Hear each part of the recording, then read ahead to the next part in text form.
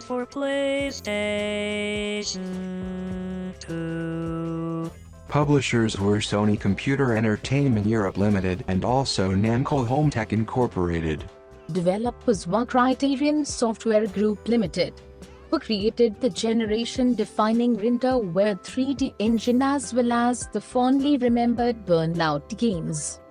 Airblades mechanics are very similar to Tony Tempura's Fix-It Again skateboarding, otherwise known as Tony Hawk's Skateboarding 3, for the kids. In fact, most of the hallmarks of the skateboarding genre, already established in the first Tony Hawk game, are evidently present in Airblade. Airblade borrows liberally from the Tony Hawk games of the time.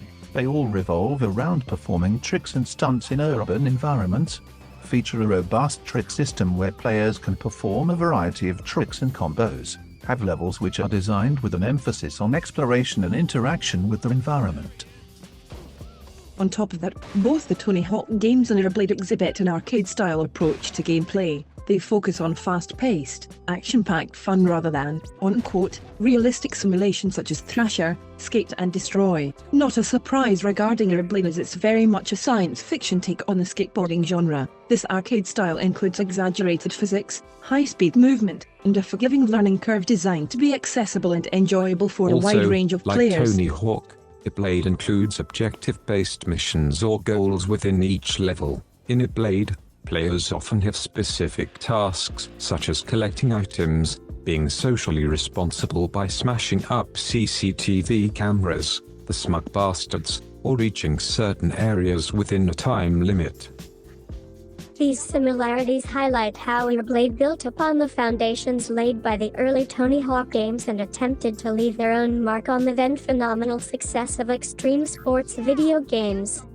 Airblade does have a story mode, something that the Tony Hawk series did not have yet. Airblade features a story mode that sets it apart from many other extreme sports games of its time. This narrative-driven mode immerses players in a futuristic world where they take on the role of Ethan, a young man equipped with a high-tech hoverboard. The story revolves around Ethan's mission to rescue a kidnapped scientist, who happens to be the inventor of the hoverboard technology. As players progress through the game, they uncover a conspiracy, of course, involving a powerful corporation, of course, that seeks to exploit the hoverboard's potential for their own nefarious purposes. Only fiction has to justify itself, I guess. What do you mean by that? I don't know. Something about your mom bouncing on this dick.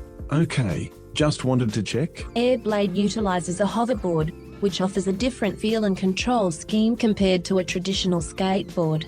This introduces unique mechanics, such as hover-specific moves and aerial tricks, that wouldn't be possible on a regular skateboard. Whilst admirable in concept, the execution is lacking, as Airblade is a video game that is awkward to control. The hoverboard's fluid and sometimes unpredictable motion can make performing tricks and navigating levels more complicated than anticipated. Additionally, the futuristic physics and unconventional gameplay design contribute to the overall sense of awkwardness in controlling the character. This distinctive control setup, while innovative, often requires players to invest significant time and effort to become proficient, leading to a mixed reception among gamers. The skateboarding genre was overexposed, even by the time of Airblade's release in 2001. Something 9/11. The genre had seen an explosion of popularity since the first Tony Hawk game back in 1999. Jesus, 1999. What a year, 1999. That's like over 50 years ago. All those people are now dead. Life is strange. The rapid release of subsequent titles in the Tony Hawk series, I mean, fucking hell. There was a Tony Hawk game released every year since 2010, along with numerous imitators and other skateboarding games, saturated the market within a short period. I mean, come on, even Disney made a skateboarding game. Our human boy Pecking for Good television used to play that one a lot on a demo disc. Used to be a massive Disney simp, did our boy. Then he found out that Maid Marian from Robin Hood wasn't real. None of his wafers were. He never fully recovered. Anyway, too many fucking extreme with an X. But not like an Elon Musk porn way X. Skateboarding games led to a sense of fatigue among the mighty Gen X gamers. Men of a different age, who were inundated with similar titles offering comparable gameplay experiences. Airblade entered this crowded space attempting to differentiate itself with its unique hoverboard mechanics and futuristic setting. However, the timing of its release meant it struggled to capture the same level of interest and excitement.